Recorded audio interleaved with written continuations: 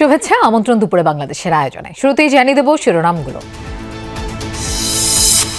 সন্ধ্যায় বহুল প্রত্যাশিত সংসদ নির্বাচনের তফসিল ঘোষণা। ফেব্রুয়ারির দ্বিতীয় সপ্তাহে হবে ভোট। সব চ্যালেঞ্জ উতরে গণতান্ত্রিক ধারায় উত্তরণের তাগিদ। গণভোটের বিষয়টা একটু পলিটিক্যাল পার্টির তরফ থেকে নেগলেক্টেড হয়ে যেতে পারে। 10 কোটি ভোটারের কিন্তু ব্যালট সংখ্যা হবে 20 কোটি এবং এটা কাউন্ট করতে প্রচুর সময় লাগবে। নির্বাচনে জয়ী হতে চাইলে জনগণের ভালোবাসা অর্জন করতে হবে বললেন মির্জা ফখরুল। আওয়ামী লীগ আমলের মতো হবে না এবারের ভোট।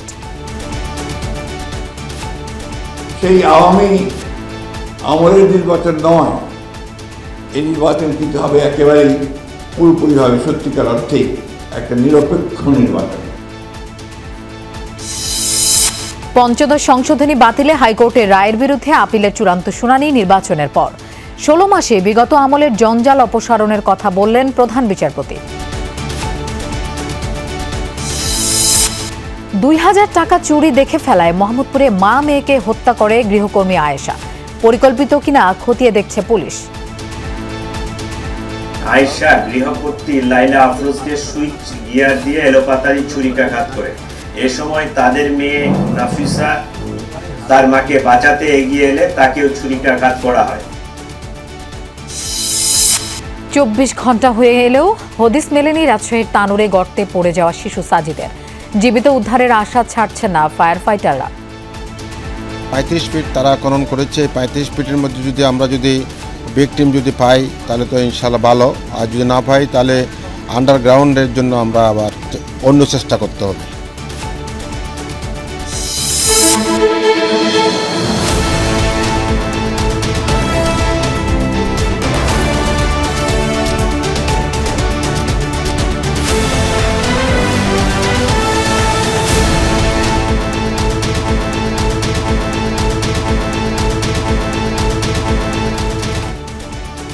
দেখছিলেন শিরোনামগুলো। এছাড়াও দেশ বিদেশের আরো খবর নিয়ে দুপুরে বাংলাদেশে আপনাদের সঙ্গে থাকছি আমি মৌসুমী আহমেদ লোপা। সন্ধ্যায় দেয়া হচ্ছে বহুল প্রত্যাশিত ত্রয়োদশ জাতীয় সংসদ নির্বাচনের তফসিল। ফেব্রুয়ারির দ্বিতীয় সপ্তাহে নেওয়া হবে ভোট। একসাথে গণভোটের ব্যালটেও মতামত দেবে জনগণ। ভোটের রীতিতে আসছে বেশ কিছু পরিবর্তন। আগের মতো ব্যানার পোস্টার থাকবে না, তবে বিলবোর্ড করা যাবে। জোট করলেও ভোট করতে হবে নিজের প্রতীকে। বিশ্লেষকদের মত, চ্যালেঞ্জ অনেক, তবু উতরে যেতে হবে গণতান্ত্রিক ধারায়। ফুরাচ্ছে দীর্ঘ অপেক্ষার প্রহর, বেজে উঠবে বহুল কাঙ্ক্ষিত ভোটের দামামা। সন্ধ্যায় ঘোষিত হতে যাচ্ছে আসন্ন জাতীয় নির্বাচনের তফসিল। দীর্ঘদিন পর ফেব্রুয়ারির দ্বিতীয় সপ্তাহে ভোট দেওয়ার অপেক্ষায় জনগণ। জুলাইয়ের রক্তক্ষয়ী আন্দোলনের পর দাবি ওঠে সংস্কারের। জুলাই আদেশের বিষয়ে গণভোট নেওয়া হচ্ছে একই সাথে, যেখানে সংস্কারের 4 প্রশ্নে পক্ষে বিপক্ষে মতামত দেবেন ভোটাররা। গণভোটের বিষয়টা একটু পলিটিক্যাল পার্টির তরফ থেকে নেগলেক্টেড হয়ে যেতে পারে। এই জন্যই আমি যেটা কয়েকবার বলেছি যে সরকার, নির্বাচন কমিশন এবং অন্য যারা এটার অংশীদার আছেন তাদেরকে ব্যাপক ভিত্তিক অ্যাওয়ারনেস প্রোগ্রাম করা। এবারে নির্বাচন হবে ভিন্ন আমেজে। পাল্টে যাচ্ছে ভোটের মাঠের চেনা দৃশ্যপট। প্রার্থীদের প্রচারণায় দেখা যাবে না যত্রতত্র ব্যানার ও পোস্টারের জঞ্জাল। নির্বাচনী আচরণবিধিতে কমিশন এবার টেনে ধরছে শক্ত লাগাম। সর্বোচ্চ 20টি বিলবোর্ডে প্রচার করতে পারবেন এক এক প্রার্থী। হাতে গোনা কয়েকটা দেশে পোস্টার আছে, বাট বেশিরভাগ দেশেই পোস্টার বিহীন নির্বাচন হয়। এখন যেহেতু সোশ্যাল মিডিয়ার যুগ, আচরণ বিধিমালা, সেখানে সোশ্যাল মিডিয়ার কি অন্তর্ভুক্ত করা হয়েছে প্রথমবারের মতো। কিন্তু আগের থেকেই কিন্তু দলগুলো এটাকে ব্যবহার করত। সবচেয়ে বড় পরিবর্তন জোটবদ্ধ নির্বাচনে। এবার আর ধার করা প্রতীকে ভোট করার সুযোগ থাকছে না। জোটের শরিক হলেও প্রার্থীদের লড়তে হবে নিজ প্রতীকেই। 20,000 টাকা থেকে জামানত বাড়ছে 50,000 টাকায়। ভোটার প্রতি খরচের সীমা 10 টাকা। দায়িত্ব নেয়ার পর এটাই প্রথম নির্বাচন বর্তমান কমিশনের। এই বিশ্লেষকের মত, এবারের ভোটে চ্যালেঞ্জ অনেক। সেসব উতরে যেতে সহায়তা দরকার সকলের। 80% ভোটার যদি ভোট দেয়, তার মানে 10 কোটি ভোটার ভোট দেবে। আর 10 কোটি ভোটারের কিন্তু ব্যালট সংখ্যা হবে 20 কোটি এবং এটা কাউন্ট করতে প্রচুর সময় লাগবে। পলিটিক্যাল পার্টিরও কিন্তু একটা বিরাট ভূমিকা আছে, কারণ ইলেকশন কমিশনের একার পক্ষে ভালো নির্বাচন উপহার দেওয়া সম্ভব না। গণতন্ত্রের পথে আবারও ফিরতে যাচ্ছে দেশ, সে অপেক্ষায় সাধারণ মানুষ। রাসেল আহমেদ, যমুনা নিউজ, ঢাকা।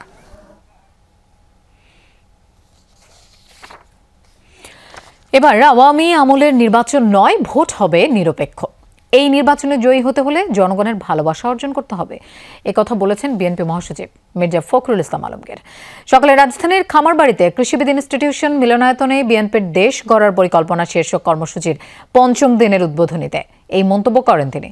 ফখরুল বলেন, ত্রয়োদশ জাতীয় সংসদ নির্বাচনের মাধ্যমে প্রতিনিধিত্বশীল সংসদ গঠনের সুযোগ পাবে বিএনপি। নেতাকর্মীদের উদ্দেশ্যে তিনি আরও বলেন, এবার হবে সবচেয়ে কঠিন নির্বাচনী লড়াই। মির্জা ফখরুল বলেন, নতুন দলের একটি জোট বিএনপিকে সংস্কার বিরোধী হিসেবে দাঁড় করানোর চেষ্টা করছে। তার দাবি, দেশে যাবতীয় সংস্কার বিএনপির হাত ধরেই এসেছে, ভালো সব অর্জনের পেছনেই রয়েছে বিএনপির অবদান, এমনটা উল্লেখ করেন মহাসচিব। যে নির্বাচন কিন্তু সেই আওয়ামী আমলের নির্বাচন নয়, এই নির্বাচন কিন্তু হবে একেবারেই পুরোপুরিভাবে সত্যিকার অর্থেই একটা নিরপেক্ষ নির্বাচন। সেই নিরপেক্ষ নির্বাচনে জয়যুক্ত হলে কিন্তু জনগণের ভালোবাসা আপনাদের নিতে হবে। You have to win over the people. পঞ্চদশ সংশোধনীর রায়ের বিরুদ্ধে চূড়ান্ত আপিল শুনানি আগামী নির্বাচনের পর হবে বলে জানিয়েছেন আপিল বিভাগ। বৃহস্পতিবার প্রধান বিচারপতি সৈয়দ রেফাত আহমেদের নেতৃত্বাধীন আপিল বেঞ্চ আগামী ৫ মার্চ শুনানির দিন ধার্য করে। সকালে পঞ্চদশ সংশোধনীর হাইকোর্টের রায়ের বিরুদ্ধে আপিল বিভাগে শুনানি শুরু করে রাষ্ট্রপক্ষ। শুনানিতে সংশোধনীর কিছু কিছু বিষয় পরবর্তী সংসদের হাতে ছেড়ে দেওয়া উচিত বলে আপিল বিভাগকে জানালেন অ্যাটর্নি জেনারেল মোহাম্মদ আসাদুজ্জামান। তিনি বলেন, প্রশ্ন ওঠে এমন রায় চান না। বিএনপির আইনজীবীরা বলেন, দেশের মানুষ নির্বাচনমুখী, 2 মাস পর নির্বাচন। এখন পঞ্চদশ সংশোধনী পুরোপুরি বাতিল করলে পরবর্তী সংসদের জন্য সংস্কারে জটিলতা তৈরি হবে। সংবিধানের পরবর্তী সংশোধনে মুক্তিযুদ্ধের বিষয়গুলো অক্ষুণ্ণ রাখার আহ্বান জানান ব্যারিস্টার সারা হোসেন। আওয়ামী লীগ সরকারের সময় তত্ত্বাবধায়ক সরকার ব্যবস্থা এবং গণভোট পদ্ধতি বাতিল করে সংবিধানের পঞ্চদশ সংশোধনী আনা হয়েছিল। পরে সেটিকে আংশিক বাতিল করেছে হাইকোর্টের একটি বেঞ্চ।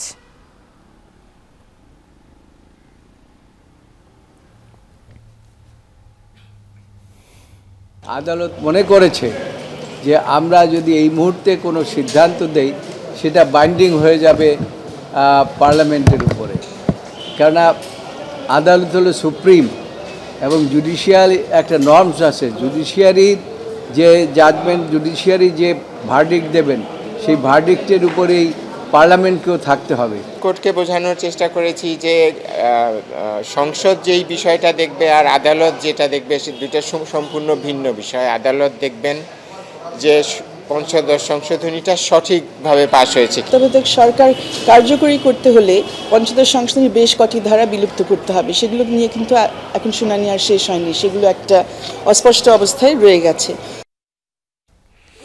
গত 30 নভেম্বর পৃথক সুপ্রিম কোর্ট সচিবালয়ে অধ্যাদেশের মাধ্যমে 25 বছর পর নির্বাহী বিভাগ থেকে পুরোপুরি পৃথক হয় বিচার বিভাগ। আজ উদ্বোধন হবে সুপ্রিম কোর্ট সচিবালয়। দুপুরে বাংলাদেশের প্রধান বিচারপতি doctor Syed Refat Ahmed supreme court সচিবালয় উদ্বোধন করবেন। সুপ্রিম কোর্ট প্রশাসন জানায়, আপাতত সুপ্রিম কোর্টের প্রশাসনিক ভবন 4-এর 2টি কক্ষ নিয়ে সুপ্রিম কোর্ট সচিবালয়ের আনুষ্ঠানিক কার্যক্রম শুরু হবে। ইতিমধ্যে প্রধান বিচারপতি 8 সদস্য বিশিষ্ট একটি পরিকল্পনা উন্নয়ন কমিটি ও পদ সৃজন কমিটি গঠন করেছেন এবং সচিবালয়ের কার্যক্রমের জন্য গত 7 ডিসেম্বর 489 জন কর্মকর্তা কর্মচারী নিয়োগের সিদ্ধান্ত হয়। গত 30 নভেম্বর সুপ্রিম কোর্ট সচিবালয় অধ্যাদেশ 2025 জারি করে সরকার। এখন থেকে অধস্তন আদালত ও প্রশাসনিক ট্রাইব্যুনালের তত্ত্বাবধান ও নিয়ন্ত্রণ সংক্রান্ত সব প্রশাসনিক ও সাচিবিক দায়িত্ব পালন করবে এই সচিবালয়। জুলাই গণঅভ্যুত্থানের সময় কুষ্টিয়ায় 6 জনকে হত্যা এবং মানবতা বিরোধী অপরাধের মামলায় আওয়ামী লীগের যুগ্ম সাধারণ সম্পাদক মাহবুবুল আলম হানিফ সহ 4 জনের বিরুদ্ধে দ্বিতীয় দিনের সাক্ষ্য গ্রহণ আজ। আন্তর্জাতিক অপরাধ ট্রাইব্যুনাল 2-এ এই সাক্ষ্য গ্রহণ হবে। এর আগে এই মামলায় ক্যামেরা ট্রায়ালে সাক্ষ্য দেন 1 জন। মানবতা বিরোধী অপরাধের এই মামলায় মোট সাক্ষী 38 জন।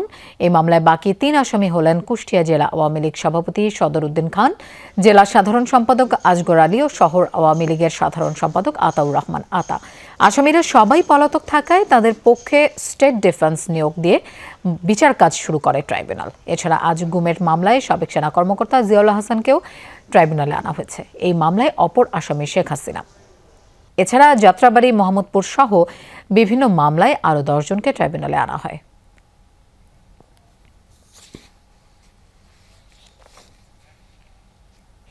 ঢাকা বিশ্ববিদ্যালয়ের সাবেক ভিসি মাকসুদ কামালের বিরুদ্ধে মামলায় সাক্ষী হচ্ছেন ডাকসুর ভিপি সাদিক কায়েম। সকালে আন্তর্জাতিক অপরাধ ট্রাইব্যুনালে যান তিনি।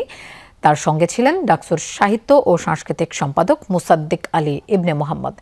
এ সময় সাদিক কায়েম জানান, ছাত্র আন্দোলন চলাকালে বহিরাগতদের নিয়ে শিক্ষার্থীদের উপর হামলা করেন তৎকালীন ভিসি মাকসুদ কামাল। তার নির্দেশে শিক্ষার্থীদের উপর গুলি, হাত বোমা ছোড়া হয়। এমনকি ঢাকা মেডিকেলে আহতদের চিকিৎসা নিতেও বাধা দেয় ছাত্রলীগ, যুবলীগ নেতাকর্মীরা।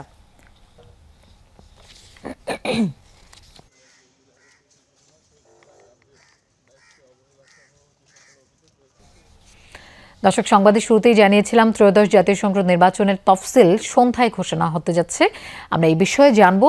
আগারগাঁওয়ের নির্বাচন ভবন থেকে আমাদের সাথে যোগ দিচ্ছেন সহকর্মী তানভীর মৌসুম। তানভীর, সন্ধ্যায় ঘোষণা হতে যাওয়া তফসিলে কি কি থাকছে একটু বিস্তারিত জানতে চাই। লোপা, সন্ধ্যায় যে তফসিলটি ঘোষণা হতে যাচ্ছে সেখানে আসলে নির্বাচনের সময়সীমা এবং এই তফসিল ঘোষণার পর আসলে নির্বাচন কমিশন ঠিক কতটুকু সময় পাবে এবং এই যেই নির্ধারিত সময়টুকু, এই নির্ধারিত সময়টুকুর মধ্যে কমিশন এবং রাজনৈতিক দল এবং যারা প্রার্থী, যারা মনোনয়ন প্রত্যাশী, রাজনৈতিক দলের মনোনয়ন প্রত্যাশী বিভিন্ন আসনে, তাদের আসলে কি করণীয় সেগুলো হচ্ছে এবারের তফসিলে থাকবে। তবে এবারের তফসিলে যেহেতু গণভোট একটি বিষয় থাকছে, সেহেতু গণভোটের ব্যাপারেও কিন্তু বলা হবে এবং যেহেতু আমরা দেখেছি যে আসলে একটি গণঅভ্যুত্থানের পর নতুন একটি সরকার এসেছে এবং সেই সরকারকে আসলে নির্বাচনের জন্যই আসলে তারা অনেকদিন ধরে বলে আসছেন, সেক্ষেত্রে আসলে এই নির্বাচনে এবং গণভোট নিয়ে বেশ কিছু বিষয় থাকবে। একই সাথে সহযোগিতা চাওয়া হবে বিভিন্ন রাজনৈতিক দল এবং ভোটারদের কাছ থেকে। তেমনটাই কিন্তু এর আগে আমরা আভাস পেয়েছি এবং এর আগে আমরা দেখেছি যে গতকালকে আসলে বিভিন্ন গুঞ্জন থাকলেও আসলে আজকে সন্ধ্যা 6টায় হতে চলেছে এই তফসিল।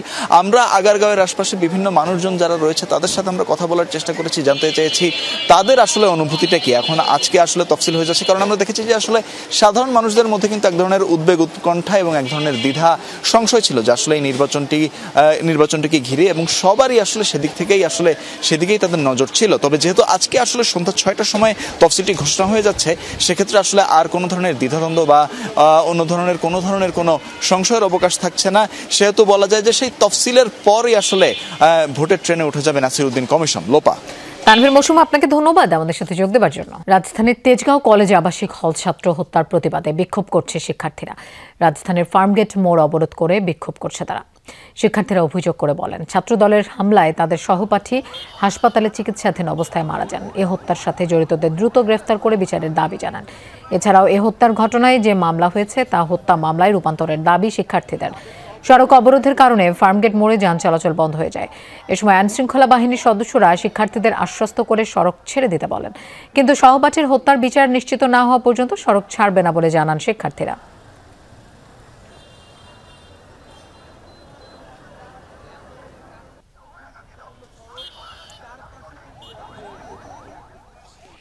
আইন শৃঙ্খলা বাহিনী এটাকে এখনো হত্যাকাণ্ড বলে স্পষ্ট বিবৃতি দিচ্ছে না। তারা বলছে এটা হত্যাকাণ্ড হতে পারে, অনাকাঙ্ক্ষিত ঘটনা হতে পারে। যা দেখেছি আমরা, প্রকাশ্যে খুন করা হয়েছে, ছেলেটা 4টা দিন আইসিইউতে লড়েছে। এই আন্দোলনগুলো আমাদের মোটেও পছন্দ না। এই হচ্ছিল কথা। এইগুলি আন্দোলন করবে, রাস্তা সাইডে যে করুক, রাস্তা বন্ধ করে কেন আন্দোলন করা লাগবে? এই আন্দোলনটা একবারে জঘন্য, মানে ভোগান্তি শুধু না, একবারে পুরা মানুষের জীবনযাত্রা একবারে শেষ। বিদেশি যারা আছে, বাংলাদেশে যারা বিনিয়োগ করতে চায়, তারা জীবনে আসবে না। দর্শক, এ বিষয়ে আরো জানবো সহকর্মী হাসিবুল করিম বিজয়ের কাছ থেকে। বিজয়, শিক্ষার্থীরা কি বলছেন আর সড়কে যান চলাচলের কি অবস্থা দেখছেন? লোপা, কিছুক্ষণ আগেই কিন্তু তারা যে সড়ক অবরোধ করেছিল সেই অবরোধ কিন্তু তুলে নিয়েছে। এখন যান চলাচল স্বাভাবিকই বলা চলে। তবে তাদের আন্দোলনের জন্য যেই পরিমাণ যানজটের সৃষ্টি হয়েছিল, সেই যানজট কিন্তু ছাড়তে কিন্তু বেশ সময় লেগেছে। এখন কিছুটা স্বাভাবিক। তবে কিছুক্ষণ আগেই তারা সড়ক অবরোধ ছেড়ে তারা কলেজের ভেতরে আইনশৃঙ্খলা বাহিনীর সাথে একটি বৈঠকে বসেছে। সেখানে তারা একটি সমঝোতার চেষ্টা করছে এবং মূলত তারা যে আন্দোলনটি করে, তারা মূলত আন্দোলন করে তাদের ছাত্র হত্যা প্রতিবাদের দাবিতে। তাদের শিক্ষার্থীদের দাবি যে ছাত্রদলের হামলায় সহপাঠী হাসপাতালে চিকিৎসাধীন অবস্থায় মারা যায় এবং এই হত্যায় যারা জড়িত আছে তাদের দ্রুত বিচারের আওতায় আনার তারা দাবি জানান। এবং এই জন্যই কিন্তু তারা আসলে ফার্মগেটের যে 4 রাস্তার যে মোড়টি রয়েছে সেই মোড় কিন্তু তারা অবরোধ করে এবং ফলে যে গাড়ি ঘোড়া বন্ধ হয়ে যায় চলাচল, ফলে কিন্তু বেশ যানজটের সৃষ্টি হয়। আমরা আমার কিছু শিক্ষার্থীর সাথে কথা হয়েছে, তারা যেমনটি বলেছেন যে তারা যতক্ষণ পর্যন্ত না এই বিচারের আওতায় আনবে, তারা পরবর্তীতে আবারও এই ধরনের আন্দোলনের ডাক দিতে পারে, তারা আবারও সড়ক অবরোধ করতে পারে। তবে এখন পর্যন্ত ভেতরে মিটিং চলছে আইন শৃঙ্খলা বাহিনীর সাথে। মিটিং শেষে আমরা আসলে বলতে পারবো যে তাদের পরবর্তী কর্মসূচি আসলে কি হবে। লোপা, আপনাকে ধন্যবাদ আমাদের সাথে যোগ দেওয়ার জন্য। টাকা চুরিকে কেন্দ্র করেই মোহাম্মদপুরে মা মেয়েকে হত্যা করে গৃহকর্মী আয়েশা, এমনটাই জানিয়েছেন ডিএমপির অতিরিক্ত police commissioner SN Mohammad Nazrul Islam. দুপুরে ডিএমপি মিডিয়া সেন্টারে প্রেস ব্রিফিংয়ে এই তথ্য জানান তিনি। বলেন, হত্যার আগের দিন আয়েশা ওই বাসা থেকে 2000 টাকা চুরি করে। বিষয়টি নিয়ে বাগবিতণ্ডা হয় নিহত লায়লা আফরোজের। পরে তাকে পুলিশে দিতে চাইলে হত্যা করে আয়েশা। হত্যার পর আয়েশা ল্যাপটপ ও মূল্যবান সামগ্রী লুট করে স্কুল ড্রেস পরে পালিয়ে যায়। নিজের বোনের বাসা থেকেও 2 লাখ টাকা চুরি করেছিল সে। গেল সোমবার রাজধানীর মোহাম্মদপুরে মা ও মেয়েকে নৃশংসভাবে হত্যা করে গৃহকর্মী আয়েশা। হত্যার 3 দিনের মধ্যেই বুধবার ঝালকাঠির নলছিটি থেকে গ্রেফতার করা হয় গৃহকর্মী আয়েশা ও তার স্বামী রাব্বিকে। যেহেতু মহিলাটা মারা গেছে, এখন তার স্বামী জানে কিনা টাকা চুরির বিষয়টা আমরা এখনো এটা কনফার্ম করতে পারি নাই। তবে এটা একটা এলিবাইও হতে পারে। যদি সে সত্যিকারে 2000 টাকা চুরির জন্য বাসাওয়ালি তাকে বাগবিতণ্ডা করে, সে তারপরে নাও আসতে পারতো, কিন্তু সে হত্যা করার উদ্দেশ্যে ছুরি চাকু নিয়ে বাসায় আসছে কাজের মহিলা, তাহলে তার তো ক্রিমিনাল ইন্টেনশন নিয়েই সে ভিতরে ঢুকছে। রাজশাহীর তানুরে গভীর নলকূপে পড়ে যাওয়ার 23 ঘন্টা পেরিয়ে গেলেও উদ্ধার করা সম্ভব হয়নি 2 বছরের শিশু সাজিদকে।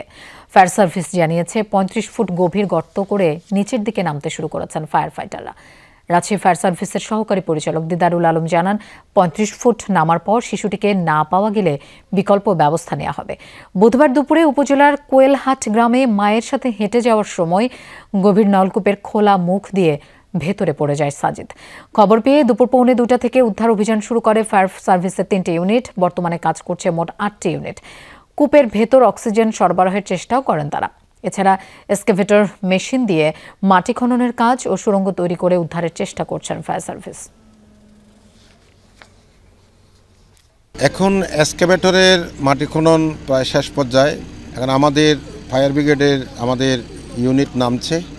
আমরা যে 35 ফিট তারা খনন করেছে, 35 ফিটের মধ্যে আমরা যদি ভিকটিম পাই তাহলে তো ইনশাল্লাহ ভালো, আর যদি না পাই তাহলে আন্ডারগ্রাউন্ডের জন্য আমরা আবার অন্য চেষ্টা করতে হবে। অন্য চেষ্টা বলতে আমাদের লোহার শিক আছে প্রায় 30-35 ফিট, সেটা দিয়ে আন্ডারগ্রাউন্ড আমরা চেষ্টা করব। দর্শক, এ বিষয়ে আমরা জানবো। রাজশাহী থেকে আমাদের সাথে যোগ দিচ্ছেন সহকর্মী শিবলি নোমান। শিবলি, খুবই দুঃখজনক একটি ঘটনা, 23 ঘন্টা পেরিয়ে গেল। উদ্ধার তৎপরতা সম্পর্কে একটু জানতে চাই, কতদূর এগুলো, আর ফায়ার ফাইটাররা শিশুটিকে পাওয়ার ব্যাপারে কতটা আশাবাদী? লোপা, উদ্ধার তৎপরতা তো চলছেই এবং দুঃখজনক একই সঙ্গে মর্মান্তিক এই ঘটনাটি আসলে মানে চারপাশে একটি শোকের আবহ বিরাজ করছে। উদ্ধার তৎপরতা কিন্তু চলছে এবং ফায়ার সার্ভিসের কর্মকর্তা যারা এখানে এসেছেন ঢাকা থেকে, তাদের অপারেশনসের পরিচালক, তিনি আমাদের খুব ছোট্ট করে একটি কথা বলেছেন যে তারা আসলে যতটা সম্ভব অক্ষত অবস্থায় শিশুটিকে উদ্ধার করার চেষ্টা চালাচ্ছেন এবং সময়ের সঙ্গে সঙ্গে আসলে যত সময় গড়াচ্ছে যে আশাবাদটা ছিল সেখানেও খানিকটা সংশয় আশঙ্কা দোলা দিতে শুরু করেছে মানুষের মধ্যে। আসলে কি হয় একটা ব্যাপার, কিন্তু যারা এখানে উদ্ধারকর্মী আছেন তারা কিন্তু এখনো পর্যন্ত আশাবাদী এবং তারা বলছেন যে তারা শেষ পর্যন্ত আশা করেন যে এটি সফলভাবে অক্ষত অবস্থায় শিশুটিকে তারা উদ্ধার করতে পারবেন। এখন উদ্ধার কাজের যে সর্বশেষ পরিস্থিতি দাঁড়িয়েছে সেটি হচ্ছে আসলে এর আগে 35 ফুট পর্যন্ত যে 6 ইঞ্চি যে ব্যাসের যে পাইপ, সেই পাইপটি দিয়ে যে সুড়ঙ্গতে নেমে যে চেষ্টা করা হচ্ছিল, সেই 35 ইঞ্চি পর্যন্ত যাওয়ার পরে পাইপটা থেমে গিয়েছিল। এখন কিন্তু আবার পাইপটা নতুন করে 40 ফুট পর্যন্ত নিয়ে যাওয়া হয়েছে এবং সেখানে নতুন করে ক্যামেরা, যেটি আসলে এই উদ্ধারকর্মীদের যে অর্থাৎ ফায়ার সার্ভিস এবং সিভিল ডিফেন্সের যে অত্যাধুনিক একটি ক্যামেরা রয়েছে সেই ক্যামেরা প্রবেশ করানো হয়েছে। কিন্তু দুঃখজনকভাবে এখনও পর্যন্ত আমরা যেটি জেনেছি যে 40 ফুট গভীর পর্যন্ত সেই ক্যামেরা আসলে শিশুটির কোনো সন্ধান দিতে পারেনি এবং সেখানে আছে এরকম কোনো সম্ভাবনা আমাদেরকে কথা বলতে পারেননি এখানকার উদ্ধারকর্মীরা। তবে একটি বিষয় এখানে এখানে যারা উদ্ধারকর্মী যারা রয়েছেন তারা যেটি বলছেন যে এই যে গর্তটি যে গভীর নলকূপের সেটি আসলে 100 থেকে 150 ফুট বা তারও বেশি গভীর হওয়ার হতে পারে। তো সেই ক্ষেত্রে আসলে কতটা গভীরে কতটা নিচে এই শিশুটি আসলে চলে গেছে সেটির উপরে আসলে নির্ভর করছে কতটা সময় এখানে উদ্ধারে লাগতে পারে এবং পরিস্থিতি আসলে কি অবস্থায় যেতে পারে। সব মিলিয়ে এখানকার পরিস্থিতি এরকমই ছিল। লোপা। শিবলি, আপনাকে ধন্যবাদ আমাদের সাথে যোগ দেওয়ার জন্য। চট্টগ্রামের মিরসরাইয়ে তুচ্ছ ঘটনাকে কেন্দ্র করে বিএনপির দুপক্ষের সংঘর্ষে তাহমিদ খান নামে এক যুবক নিহত হয়েছেন। স্থানীয়রা জানান, বুধবার বিকেলে বারুইরহাট পৌরবাজারে একটি দোকানে পায়ের উপর পা তুলে বসেছিলেন হিঙ্গুলি ইউনিয়ন স্বেচ্ছাসেবক দলনেতা জুবায়ের। এ সময় পৌর বিএনপির সাবেক যুগ্ম আহ্বায়ক নজরুল ইসলাম লিটনকে দেখে পা না নামানোয় জুবায়েরকে লাথি মারে লিটন। পরবর্তীতে এ নিয়ে সংঘর্ষে জড়ায় দুপক্ষ। এ সময় তাহমিদ সহ অন্তত 10 জন আহত হন। রাতে চট্টগ্রাম মেডিকেলে চিকিৎসাধীন অবস্থায় মৃত্যু হয় তাহমিদের। এ ঘটনায় এখনো মামলা হয়নি, আটকও হয়নি কেউ। পুলিশ বলছে নিহত তাহমিদ ছাত্রদলের রাজনীতির সাথে যুক্ত ছিলেন, যদিও পরিবার বলছে তিনি রাজনীতির সাথে যুক্ত ছিলেন না। অন্যদিকে বৈষম্য বিরোধী ছাত্র আন্দোলনের সাবেক নেতাকর্মীরা জানিয়েছেন তাহমিদ ছাত্র জনতার আন্দোলনে সক্রিয়ভাবে যুক্ত ছিলেন। বৈষম্য বিরোধী প্রথম সারি একজন যখন ছিল, যখন সরকার পতন হয় এরপর থেকে এর পিছনে অনেকজনই লেগেছিল ওকে কিভাবে কি করা যায়, কিভাবে ইয়ে করা যায়, এবং এরপর পরে ওর প্রায় কয়েকবার ওর উপর হামলা হয়। ছেলে পড়ালেখা করে এতটুকু জানি। আগে হাফেজ বানাইছি, এরপরে এখন জেনারেলে পড়াইতেছি। তো এই কোনো দল রাজনীতিকের সাথে তো জড়িত নাই। জামালপুরের সরিষাবাড়িতে এক র্যাব সদস্যের স্ত্রীকে শ্বাসরোধ করে হত্যা করেছে দুর্বৃত্তরা। বুধবার রাতে সিমলা বাজারের গণময়দান এলাকায় এই ঘটনা ঘটে। পুলিশ জানায়, র্যাব 2-এর সহকারী উপপরিদর্শক মহর উদ্দিনের স্ত্রী লিপি আক্তার 3 সন্তানকে নিয়ে সরিষাবাড়ির বাসায় থাকতেন। 2 ছেলে নানা বাড়িতে যাওয়ার রাতে মেয়েকে নিয়ে ঘুমাচ্ছিলেন লিপি। দুর্বৃত্তরা জানালার গ্রিল কেটে ঘরে প্রবেশ করে। মালামাল লুটের বিষয়টি টের পান লিপি। এ সময় তাকে শ্বাসরোধ করে হত্যা করা হয়। মেয়ের চিৎকারে আশপাশের লোকজন আসার আগেই পালিয়ে যায় দুর্বৃত্তরা। খবর পেয়ে ঘটনাস্থলে যায় পুলিশ ও র্যাব। জড়িতদের শনাক্তের চেষ্টা চলছে। বারান্দার গ্রিল কেটে ভিতরে প্রবেশ করে তার ওয়াইফ লিপি আক্তার। চোরের ভিতরে প্রবেশ করার বিষয়টি টের পাইলে চোর প্রথমে তাকে মুখ চেপে ধরে, পরে তার ওড়না পেঁচিয়ে শ্বাসরোধ করে হত্যা করে পালিয়ে যায়। আইনগত ব্যবস্থা প্রক্রিয়াধীন এবং আসামি গ্রেপ্তারের জন্য অভিযান চলছে। ঋণ বিতরণ কমছে ক্ষুদ্র মাঝারি শিল্পে। চলতি বছরে মোট ঋণের 25% এসএমই খাতে দেওয়ার কথা থাকলেও দেয়া হয়েছে 17%, যা লক্ষ্যমাত্রা থেকে 8% কম। বিশ্লেষকরা বলছেন, বাণিজ্যিক ব্যাংকগুলো বেসরকারি খাতে ঋণ বিতরণের চেয়ে সরকারি ট্রেজারি বিল বন্ডে বিনিয়োগে বেশি আগ্রহী, যে কারণে এসএমইতে কমছে ঋণের পরিমাণ। যদিও ব্যাংকাররা বলছেন, ব্যবসা ভালো না থাকায় উদ্যোক্তাদেরও ঋণের চাহিদা কম। তাছাড়া অনেক ব্যাংকের ঋণযোগ্য তহবিলের ঘাটতি আছে বলেও জানান তারা। অর্থনৈতিক উন্নয়ন এবং কর্মসংস্থান তৈরিতে ক্ষুদ্র, কুঠির এবং মাঝারি শিল্পের অবদান সবচেয়ে বেশি। এই গুরুত্ব বিবেচনায় এ খাতে ঋণ বিতরণ বাড়াতে চায় বাংলাদেশ ব্যাংক। কিন্তু এবছর এ খাতে ঋণ বৃদ্ধির বদলে উল্টো কমেছে। ব্যাংক ও আর্থিক প্রতিষ্ঠান মিলে চলতি বছরের জুন পর্যন্ত বেসরকারি খাতে ঋণ দিয়েছে 18,22,000 কোটি টাকা। এর মধ্যে ক্ষুদ্র ও মাঝারি শিল্পে দেওয়া হয়েছে 3,10,000 কোটি, যা মোট ঋণের 17.04%। আগের বছর এ হার ছিল 18.4%। ব্যাংকাররা বলছেন, ব্যবসা বাণিজ্যে এক ধরনের মন্দা চলছে, যার প্রভাব পড়েছে ক্ষুদ্র ও মাঝারি শিল্পেও। তাছাড়া খেলাপি ঋণ নিয়েও অস্বস্তিতে রয়েছে বেশিরভাগ ব্যাংক, যে কারণে নতুন ঋণ দেওয়ার ক্ষেত্রে অনেক বেশি সতর্ক তারা। প্রতিটা ব্যাংক তো এখন ইজ নাও শেকি টু আপনার ফাইন্যান্সের ইনভেস্টমেন্টের ক্ষেত্রে। আমার কাছে এখন মনে হচ্ছে যে আমি তো আর I can't absorb a single taka more classified loan. তা আমি আগে যতখানি না দেখতাম, এখন একটা প্রপোজাল দেখতে গেলে আমি 14 বার চিন্তা করি। এখন তো আমরা একটা স্বাভাবিক অবস্থায় নাই, অনেকে কিন্তু স্থবির হয়ে আছে because of this political situations. Election হয়, এরপরে দেখবেন যে একটা ম্যাসিভ ইনশাল্লাহ একটা হবে, ইনভেস্টমেন্ট আসবে, ডোমেস্টিক ইনভেস্টমেন্টই আসবে। ক্ষুদ্র ও মাঝারি শিল্পের ঋণ বিতরণ কমে যাওয়ায় চিন্তিত অর্থনীতিবিদরাও। বলছেন, এর নেতিবাচক প্রভাব পড়বে উৎপাদন ও কর্মসংস্থানে। অনিশ্চয়তার কারণে চাহিদা কিছুটা কমলেও এ খাতে ঋণ দেওয়ার ক্ষেত্রে ব্যাংকগুলোরও অনাগ্রহ আছে বলেও মনে করেন তারা। ব্যাংকগুলো বর্তমান সময়ে আপনি দেখেন যে ব্যাংকগুলো কিন্তু বেসরকারি খাতে ঋণ প্রদানের চেয়ে তারা কিন্তু বর্তমান সেফ তারা করতেছে কি আপনার বাংলাদেশ ব্যাংকে আপনার এই যে ট্রেজারিজ বন্ড এইখানে তারা বিনিয়োগ করছে, কারণ এখানে বিনিয়োগের রেটটাও মোটামুটি ভালো। কাজেই তারা কষ্ট করে আর এই বর্তমান পরিস্থিতিতে তারা আপনি এসএমই খাত বলেন বা বেসরকারি খাতে ঋণ বলেন, তাতে তারা অত আগ্রহী হচ্ছেন না। ক্ষুদ্র ও মাঝারি শিল্পে ঋণ বিতরণ বাড়াতে চাই বাংলাদেশ ব্যাংক। এজন্য একটি লক্ষ্যমাত্রাও নির্ধারণ করা হয়েছে, কিন্তু সেটি অর্জন করা সম্ভব হয়নি। ব্যাংকগুলোর নিজের স্বার্থেই ছোট শিল্পে ঋণ বিতরণ বাড়ানো দরকার বলেও মনে করে নিয়ন্ত্রক সংস্থা। শুধুমাত্র আইন দ্বারা বল প্রয়োগ করে এটা অর্জন করা সম্ভব হবে না। ব্যাংক যদি নিজের থেকে তাড়না বোধ না করে যে আমাদের কর্পোরেট ঋণের ক্ষেত্রে অভিজ্ঞতা খুব বেশি ভালো না, অতএব আমরা যদি সিএমএসএমই খাতে ঋণ বিতরণ বাড়াতে পারি তবে ব্যাংকিং ব্যবসাও বাড়বে, প্রসারিত হবে। অনেক প্রান্তিক পর্যায়ে আমরা আমাদের ব্যাংকিং সেবাটাকে নিয়ে যেতে পারবো। কটেজ, ক্ষুদ্র ও মাঝারি শিল্পে ঋণ বিতরণ বৃদ্ধির মাধ্যমে প্রান্তিক পর্যায়ে ব্যাংকিং সেবা নিয়ে যাওয়া সম্ভব বলেও মনে করে বাংলাদেশ ব্যাংক। আলমগীর হোসেন, যমুনা নিউজ, ঢাকা। সরকারের দুই উপদেষ্টা আসিফ মাহমুদ ও মাহফুজ আলমের বিরুদ্ধে দুর্নীতির অভিযোগ থাকা সত্ত্বেও দুদক কোনো ব্যবস্থা নেয়নি, এই অভিযোগ করেছে যুব অধিকার পরিষদ। সকালে রাজধানীর বিজয়নগরে সংবাদ সম্মেলনে এই অভিযোগ করেন সংগঠনের সাধারণ সম্পাদক নাদিম মাহমুদ।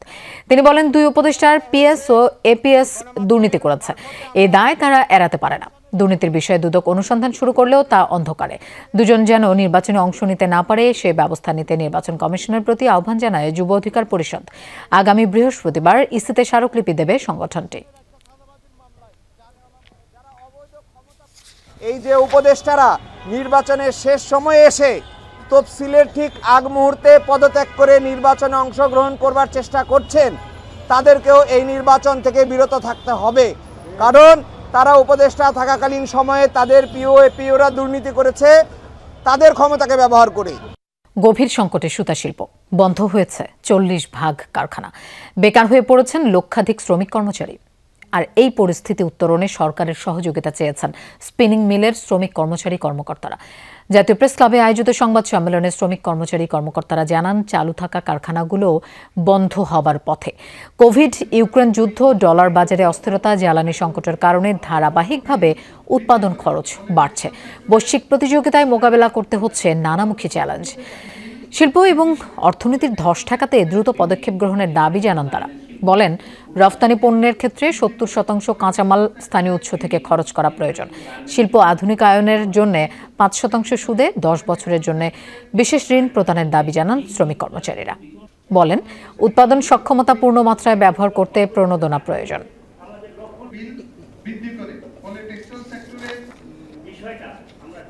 15 থেকে 20 লক্ষ স্পেন্ডের নতুন করে ইনস্টল হয়েছে এবং সবগুলা ফ্যাক্টরি এখন ব্যাংকের লোন দিতে পারতেছে না। অনেকগুলো ফ্যাক্টরি তারা এখন পুরোপুরি ইনস্টলেশন করতে পারতেছে না। অসংখ্য দাবিও না, 5টা দাবি যদি সরকার ইমিডিয়েটলি বাস্তবায়ন করে অন্ততপক্ষে এই দেশের শিল্প কারখানাগুলো বেঁচে যাবে এবং লক্ষ লক্ষ লোক কর্মসংস্থানে থাকতে পারবে এবং শিল্প মালিকগুলো, উদ্যোক্তারা বেঁচে যাবে। ইউনেস্কোর সাংস্কৃতিক ঐতিহ্যের তালিকায় বাংলাদেশের টাঙ্গাইল শাড়ি জিআই স্বীকৃতির পর বিশ্বমঞ্চে নতুন করে স্বীকৃতি পাওয়ায় তাঁত শিল্পে যোগ হয়েছে নতুন এক মাত্রা। বিলুপ্তির পথে থাকা হাতে বোনা শাড়ি নিয়ে আবারও নতুন উদ্যমে স্বপ্ন দেখছেন কারিগররা। স্বীকৃতি পর্যন্তই নয়, টাঙ্গাইল শাড়িকে আরও সমৃদ্ধি করতে রাষ্ট্রীয়ভাবে কার্যকরী পদক্ষেপের দাবি জানিয়েছেন তারা। তাঁতের শব্দ আর সিঁদুর রাঙা লাল সোনালি সুতোয় তাঁতির শৈল্পিক ছোঁয়ার মিশেলে তৈরি হবে অসামান্য এক শিল্পকর্ম টাঙ্গাইল শাড়ি। বিলুপ্তির ভয় কাটিয়ে স্বীকৃতি পেল বিশ্বমঞ্চে। টাঙ্গাইল শাড়ি জামদানি সিল্ক, বালুচুরি বা তোসরের মতো হরেক রকমের নান্দনিক নকশা আর আরামদায়ক হয় নারীদের পছন্দের তালিকায় থাকে শীর্ষস্থানে। অথচ যুগের পর যুগ ঐতিহ্যকে ধারণ করে আসে এসব শিল্পকর্ম হারানোর পথে। আধুনিকতার অগ্রগতিতে সে খবর যেন অনেকটাই চাপা পড়েছিল। শাড়িটা বিখ্যাত জানি, তাঁতের শাড়ির জন্য টাঙ্গাইল অনেক বিখ্যাত, এই জন্য আসলাম আমরা। নারীকে শাড়িতেই মানায়, তাই আমরা এই তাঁতের শাড়ি আমার আপুর থেকে আমি দেখেছি, দেখে এখানে আসছি। এতদিন আমরা এগুলা কিছু পাইনি, জিআই পণ্য পেলাম, এরপরে আবার ইউনেস্কোর স্বীকৃতি পেয়ে আমরা খুবই আনন্দিত। মেশিনের তৈরি কাপড়ের কারণে চাহিদা কমছে হাতে তৈরি কাপড়ের, কঠিন হয়ে পড়েছে কাজ এবং ন্যায্য মজুরি পাওয়া। একসময় তাঁতের শব্দে মুখর জেলার পাথরাইলের তাঁতপল্লীও চলছে ধুকে ধুকে। তাঁত শিল্পে বহুত সমস্যা, এই তাঁতের জন্য পাওয়ারলুম হ্যান্ডলুম এগুলি একদম মসল বানিয়ে দিচ্ছে। এদের যদি সরকার কোনো একটা ভাতা সিস্টেম বা যে কোনো একটা সিস্টেম করতো তাহলে এই তাঁত শিল্পটা বেঁচে থাকতো। টেনশন দেওয়া উচিত যে এরা বুড়া হয়ে গেছে গা, কত বছর ধরে তাঁত নাই, এখন কিছু কিছু বোনাস দেওয়া উচিত। 83 সালে থেকে কাজ করতেছি, এই একই কাজ স্বীকৃতি দিচ্ছে শুনতেছি, কিন্তু আমাকে তো কোনো লাভ হইতেছে না। ইউনেস্কোর ইনট্যাঞ্জিবল কালচারাল হেরিটেজ অব হিউম্যানিটির তালিকায় অন্তর্ভুক্তির জন্য মনোনীত হওয়ায় আনন্দিত এই শিল্পের সাথে জড়িতরা। আবার নতুন করে ব্যবসায় সমৃদ্ধির আশায় বুক বেঁধেছেন তারা। টাঙ্গাইল শাড়িটা তো আমাদের বাপ দাদার আমল থেকেই সারা পৃথিবী এই টাঙ্গাইল শাড়িটাকে চেনে, কিন্তু আমরা নতুন করে একটা প্রাণ খুঁজে পেলাম। কারণ আমাদের যে 5,500 তাঁত ছিল, প্রায় অনেক তাঁতই বিলুপ্তির পথে ছিল এবং প্রায় অর্ধেকের নিচে নেমে আসছে বিভিন্ন র মেটেরিয়ালের কারণে, শ্রমিকের সংকটের কারণে। সব দিক থেকে আমরা পিছিয়ে যাচ্ছি। আমাদের গভর্নমেন্ট যদি একটু একটা পরিকল্পনা করে, আমরা তো তাদের কাছে টাকা পয়সা চাচ্ছি না, আমাদের যদি একটা পরিকল্পনা করে, আমাদের নিয়ে যদি একটা সুন্দরভাবে একটা সেট আপ সৃষ্টি করে, তাহলে কিন্তু আমরা এটার সুফলটা আমরা 2030-32-এই পাবো। টাঙ্গাইল শাড়ি শুধু ফ্যাশন নয়, গর্বিত সংস্কৃতিরও পরিচয়। ইউনেস্কোর মঞ্চে এই শাড়ির জয়যাত্রা বস্ত্রের সাথে কারিগরদের নিরলস সাধনারও জয়। সম্ভাবনাময়ী এই পণ্যের অগ্রযাত্রা আরও দূর এগিয়ে নিতে সকলের সহায়ক ভূমিকার দাবি তাঁতি ও ব্যবসায়ীদের। আফরোজা লামিয়া, যমুনা নিউজ। ইসরায়েলের জন্য বিশাল বরাদ্দ রেখে প্রতিরক্ষা বিল পাশ হয়েছে যুক্তরাষ্ট্রের প্রতিনিধি পরিষদে। আয়রন ডোম, ডেভিড স্লিং প্রতিরক্ষা কর্মসূচিতে অব্যাহত থাকবে অর্থায়ন। এছাড়া অস্ত্র নিষেধাজ্ঞার জেরে তেল আবিব চাপে পড়লে আইনগতভাবে পাশে দাঁড়াবে ওয়াশিংটন। আগামী অর্থবছরে সামরিক খাতে মোট বরাদ্দ $901 বিলিয়ন। সেখান থেকে ইউক্রেনকে দেয়া হবে $800 মিলিয়ন সহায়তা। 1961 সাল থেকে যে কয়টি বিল কোনো বাধা ছাড়াই পাশ হয়ে আসছে যুক্তরাষ্ট্রের কংগ্রেসে, তার মধ্যে একটি প্রতিরক্ষা বিল, যা পরিচিত জাতীয় প্রতিরক্ষা অনুমোদন আইন বা NDAA নামে। বুধবার দেশটির পার্লামেন্টের নিম্নকক্ষ প্রতিনিধি পরিষদে পাশ হয়েছে বিলটি। 2026 অর্থ বছরে সামরিক বাজেট ধরা হয়েছে $901 বিলিয়ন। 3086 পৃষ্ঠার বিলটিতে চীন রাশিয়ার সাথে অস্ত্র প্রতিযোগিতার জন্য প্রয়োজনীয় ব্যবস্থা গ্রহণ, সামরিক বাহিনীর সদস্যদের বেতন ভাতা সহ নানা সুযোগ সুবিধা বৃদ্ধিতে ব্যবস্থা নেয়ার কথা বলা হয়েছে। এই বিল সামরিক সদস্যদের বেতন বৃদ্ধি, আবাসন ব্যবস্থার উন্নয়ন, উচ্চমানের স্বাস্থ্যসেবা নিশ্চিত করবে। এটি তাদের আরও আধুনিকীকরণেও ভূমিকা রাখবে। আগামী অর্থবছরে NDAA এর মাধ্যমে সুরক্ষিত জাতি গড়ে তুলতে সামরিক বাহিনীকে শক্তিশালী করা হবে। রাশিয়ার হামলা মোকাবেলায় যুক্তরাষ্ট্রের কাছ থেকে আগামী 2 বছরে $400 মিলিয়ন করে মোট $800 মিলিয়ন সামরিক সহায়তা পাবে ইউক্রেন। বাল্টিক অঞ্চলের নিরাপত্তায় লাটভিয়া, লিথুয়ানিয়া ও এস্তোনিয়ার প্রতিরক্ষা খাতে $175 মিলিয়ন সহায়তা করবে যুক্তরাষ্ট্র। এই বিল আইনে পরিণত হলে ইউরোপে কমপক্ষে 76,000 মার্কিন সেনা থাকতে হবে, মোতায়েন রাখতে হবে সর্বাধুনিক সব অস্ত্র সরঞ্জাম। ট্রাম্প প্রশাসনের এই প্রতিরক্ষা বিলে সবচেয়ে বেশি সহায়তা পাবে ইসরায়েল। নিঃস্বার্থ বন্ধুর মতো তেল আবিবের আয়রন ডোম, ডেভিড স্লিং প্রতিরক্ষা কর্মসূচিতে সম্পূর্ণ অর্থায়ন অব্যাহত রাখবে যুক্তরাষ্ট্র। গাজা ও পশ্চিম তীর আগ্রাসনের জেরে বিভিন্ন দেশের অস্ত্র নিষেধাজ্ঞায় যখন চাপে ইসরায়েল, তখন তাদের পাশে দাঁড়ানোর সিদ্ধান্ত ট্রাম্প প্রশাসনের। বিলে বলা হয়েছে, অস্ত্র নিষেধাজ্ঞার জেরে ইসরায়েলের নিরাপত্তা দুর্বলতা তৈরি হলে তা মূল্যায়ন করে যথাযথ ব্যবস্থা নেবে ওয়াশিংটন। এই বিল পর্যালোচনার জন্য এখন পাঠানো হবে সিনেটে। সেখানে পাশ হলে মার্কিন প্রেসিডেন্ট সই করে তা আইনে পরিণত করবেন। Mostafa Mahmud, Jamuna news. Windies New Zealand টেস্টের খবর। প্রথম ইনিংসে ক্যারিবীয়দের বিপক্ষে 73 রানের লিড নিয়েছে নিউজিল্যান্ড। ক্যারিবীয়দের 205 রানের জবাবে 278 রানে থামে কিউইদের ইনিংস। নিজেদের দ্বিতীয় ইনিংসে 41 রানে পিছিয়ে থেকে দ্বিতীয় দিন শেষ করেছে উইন্ডিজ। বিনা উইকেটে 24 রান নিয়ে দ্বিতীয় দিনের খেলা শুরু করে নিউজিল্যান্ড। কেমার রোচ উদ্বোধনী জুটি ভাঙেন টম লাথামকে ফিরিয়ে। এরপর 67 রানের জুটি গড়েন কনওয়ে ও উইলিয়ামসন। এই জুটির পথে কাটা হয়ে দাঁড়ান ফিলিপ। উইলিয়ামসনকে ফেরান 37 রানে। ইনিংস লম্বা হয়নি রাচি রাভিন্দ্রার। এক প্রান্ত আগলে রেখে খেলতে থাকা কনওয়ে 60 রানে ফেরার পর দলের হাল ধরেন মিচেল। 61 রান করে তিনিও সাজঘরে ফেরেন শেল্ডের শিকার হয়ে। চেজের সামনে টিকতে পারেননি ফিলিপসও। শেষ পর্যন্ত 278 রানে থামে কিউইদের ইনিংস। 73 রানে পিছিয়ে থেকে দ্বিতীয় ইনিংসের খেলা শুরু করে উইন্ডিজ। 2 উইকেট হারিয়ে 32 রান করে দ্বিতীয় দিন শেষ করে ক্যারিবীয়রা।